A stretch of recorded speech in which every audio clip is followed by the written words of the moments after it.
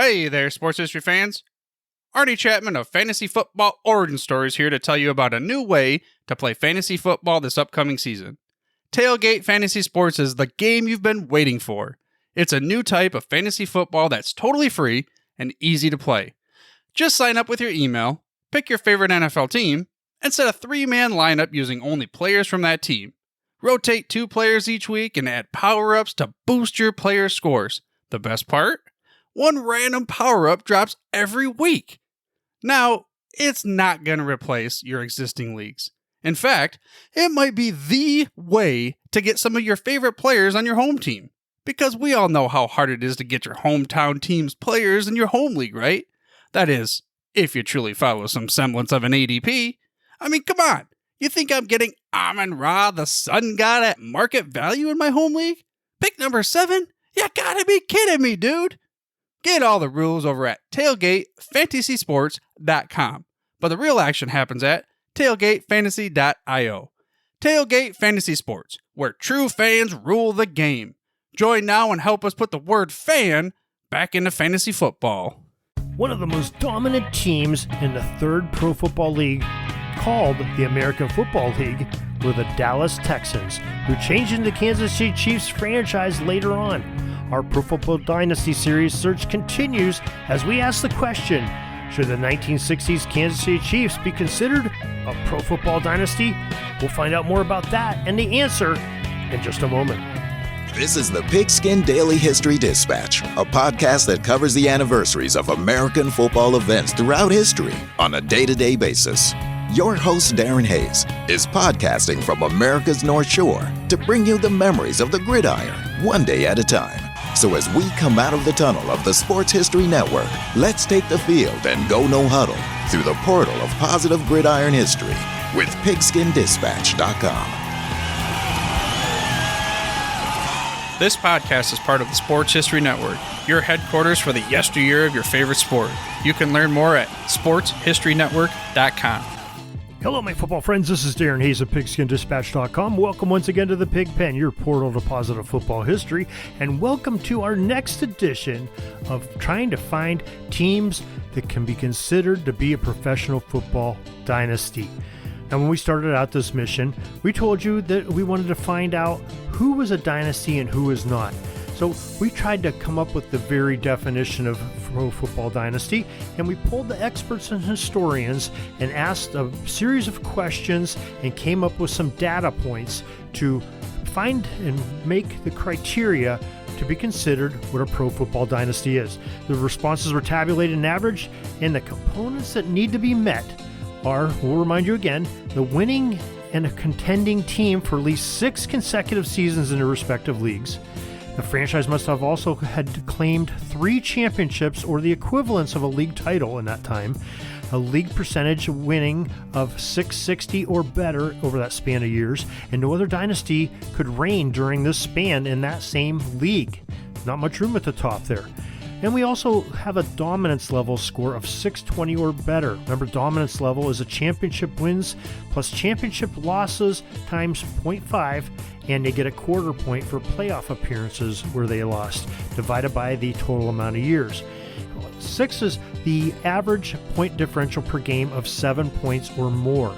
That means you got to have at least a touchdown and point after attempt more than their opponents on average for the total amount of games played during that span that we're considering that dynasty run.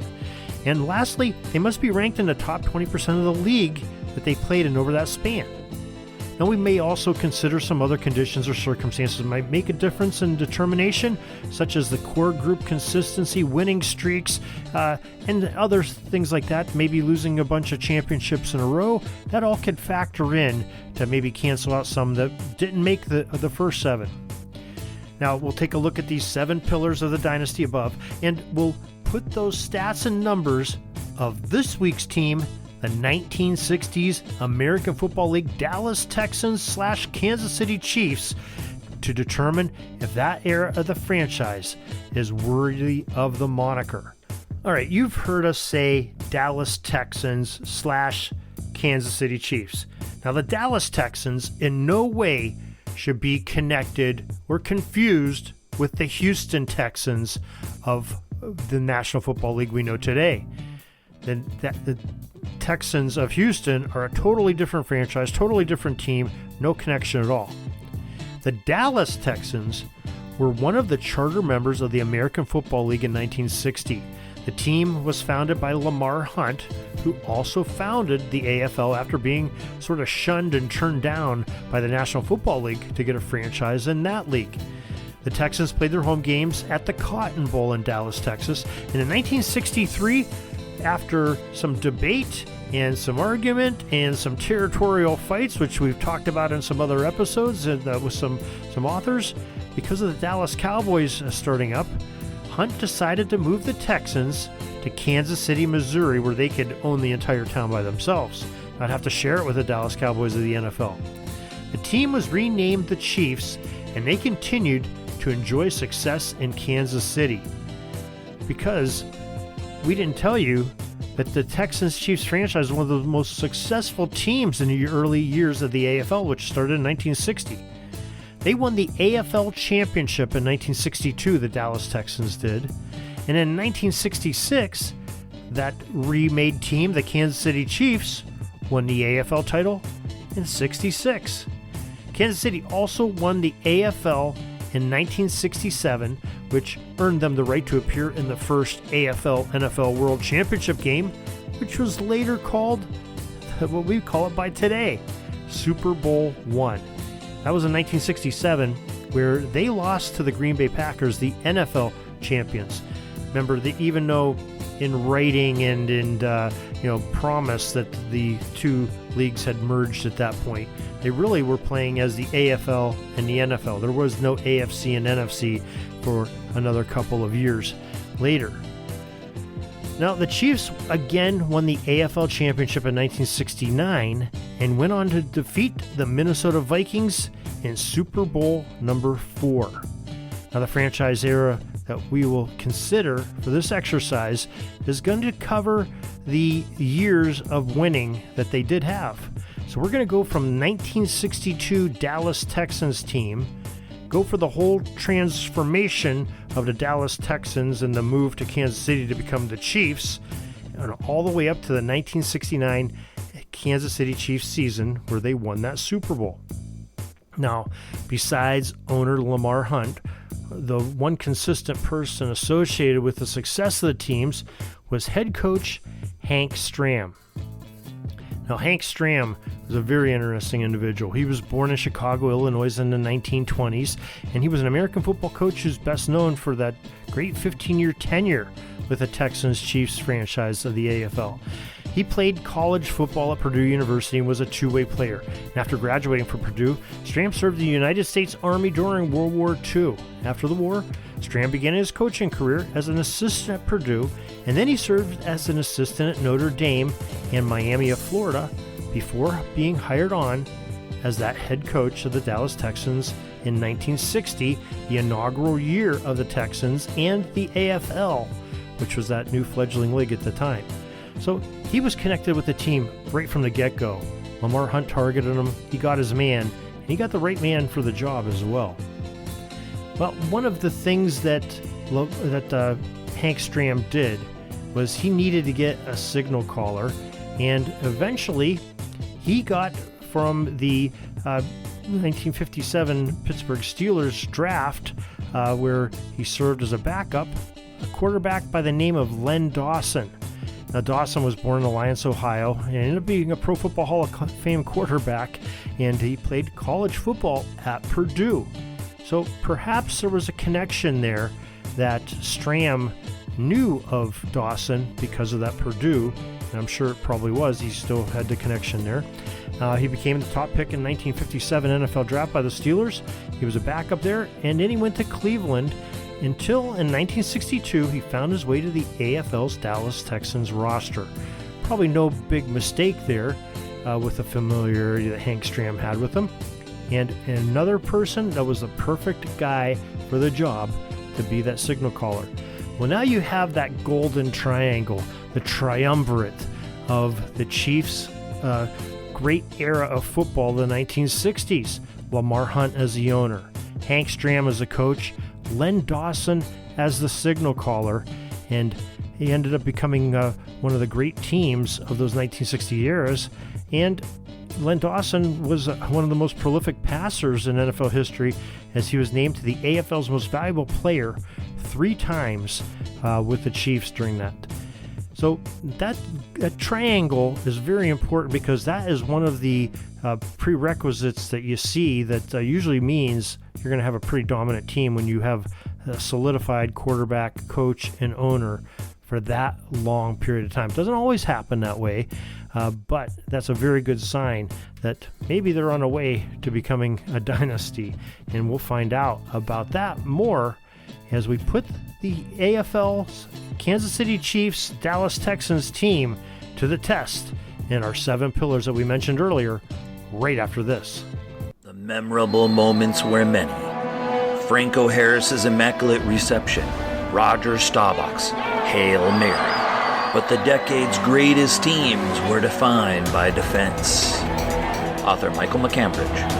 Joe Zagorski's podcast, Pro Football in the 1970's, pays homage to a time when defense ruled the gridiron. Soundtrack provided by Horst Hoffman of filmmusic.io. This podcast is part of the Sports History Network, your headquarters for the yesteryear of your favorite sport. You can learn more at sportshistorynetwork.com. This is Greg Tranter, co-author of The Buffalo Bills, an illustrated timeline of a storied team book. And you are listening to the Pigskin Dispatch podcast. Oh, those Kansas City Chiefs of the American Football League. We told you about those championships that they had. We told you about the ownership of Lamar Hunt and the stability of Hank Stram and Len Dawson as the head coach and the quarterback, respectively. But they also had some other outstanding players that played in these teams that came to the Chiefs through the draft and through some other means. One of them was Buck Buchanan. He was a defensive end for the Chiefs from 1963 through the 1975 season. So there for the majority of this run that we're talking about, because we're talking 62 to 69. So he only missed 1 year of that era that we're under consideration. And he was one of the most dominant defensive players in National Football League and American Football League history. He was named the AFL's Defensive Player of the Year twice in that 7-year span that he played in the AFL.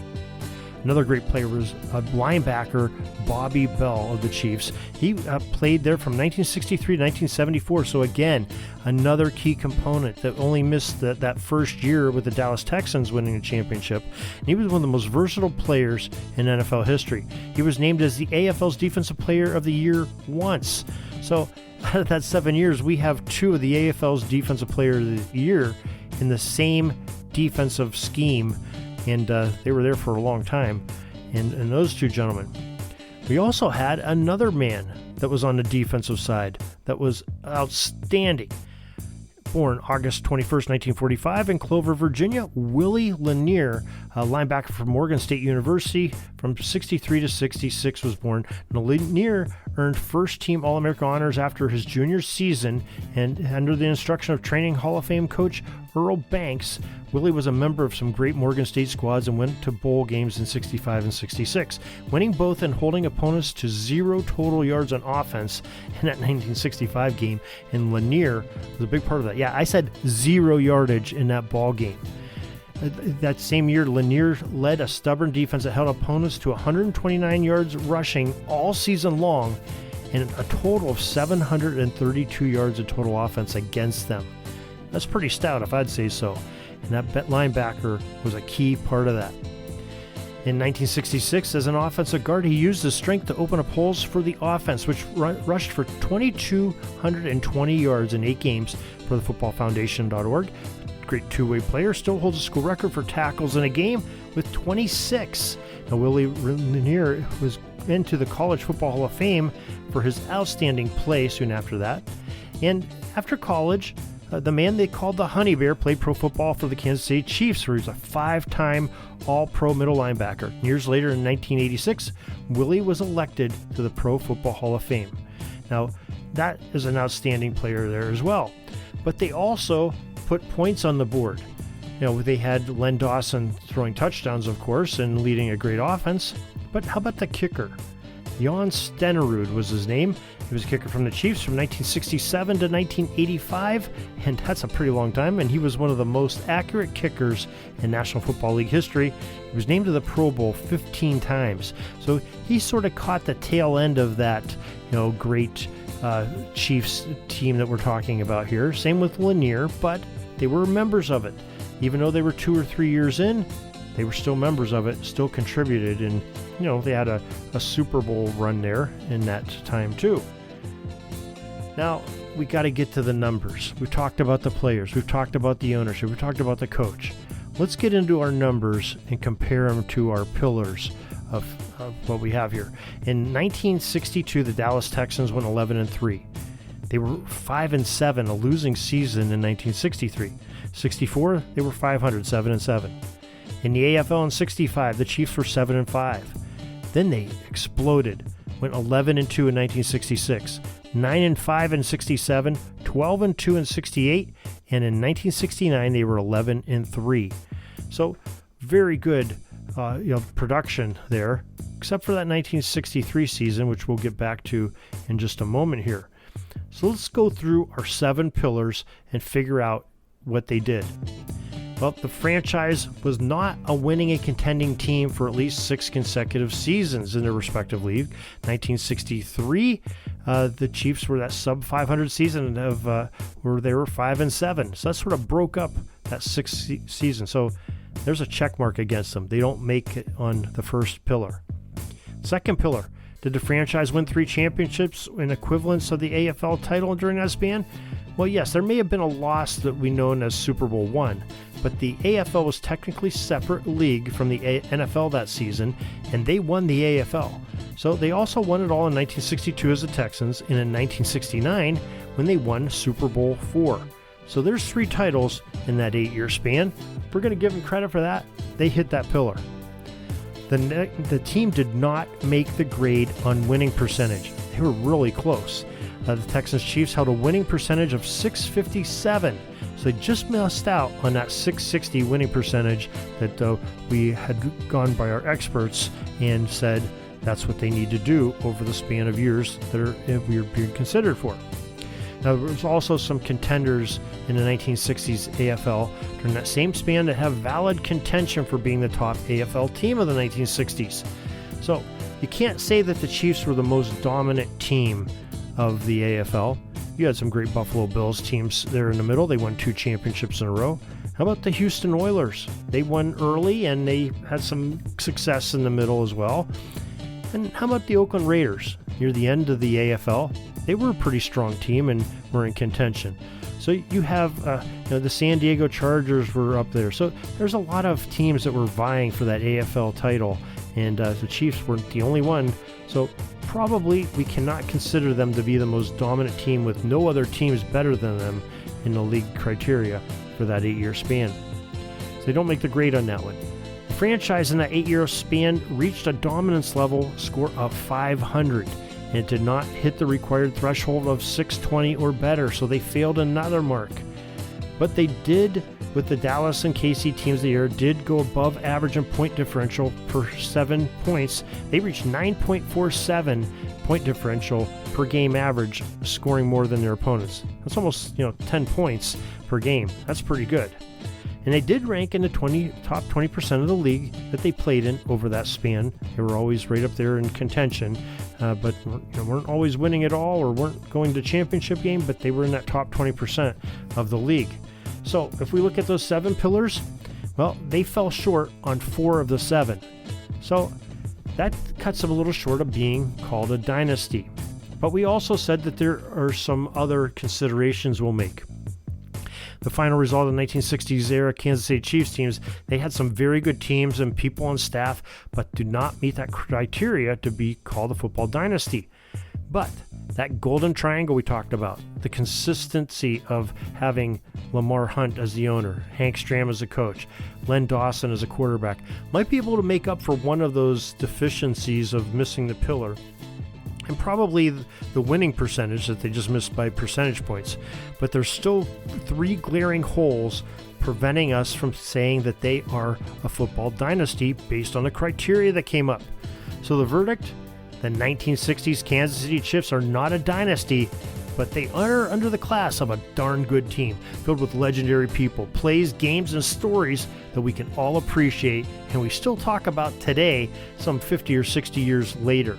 There may be an era for the Kansas City franchise that does make the grade, and we'll look at them in a future episode, as well as many more teams in this series. And we're going to have some great guests coming on to help us do it. We'd love to have your input as well. pigskindispatch@gmail.com. And I'd like to thank the profootballreference.com for some great information that they help provide to us. And we have some great images from Wikimedia Commons as well. And until next time, everybody, have a great gridiron day. Peeking up at the clock, the time's running down. We're going to go into victory formation, take a knee, and let this baby run out. Thanks for joining us. We'll see you back tomorrow for the next podcast. We invite you to check out our website, pigskindispatch.com, not only to see the daily football history, but to experience positive football with our many articles on the good people of the game, as well as our own football comic strip, Cleat Marks Comics. Pigskindispatch.com is also on social media outlets, Facebook, Twitter, Instagram, and don't forget the Pigskin Dispatch YouTube channel to get all of your positive football news and history. Special thanks to the talents of Mike and Gene Monroe, as well as Jason Neff for letting us use their music during our podcast. This podcast is part of the Sports History Network, your headquarters for the yesteryear of your favorite sport. You can learn more at sportshistorynetwork.com. Hey there, sports history fan. This is Arnie Chapman, aka the Football History Dude, and I wanted to thank you for stopping by to listen to another episode here on the Sports History Network. Our podcasters are passionate about uncovering and sharing sports stories from yesteryear. And if you didn't know it already, we have over 30 shows across the network covering all sorts of sports history topics. In fact, here's a glimpse into one of our awesome podcasts here on the network. Each week, the official Football Learning Academy podcast will take you deep into the history of pro football through interviews with players, coaches, or administrators in the NFL, as well as interviews with Pro Football Hall of Fame selectors, authors, and historians. You'll learn how the game evolved and important moments that shaped the sport into what it is today. And don't miss the Pro Football History Nugget of the Week. Listen to the official Football Learning Academy podcast on the Sports History Network. How about that? I bet you're super hyped to go listen to that new podcast, right? Well, to learn about this show and all the other podcasts on the network, head over to sportshistorynetwork.com/podcast. Again, that's sportshistorynetwork.com/podcast. Head over there today to find your next favorite sports history podcast.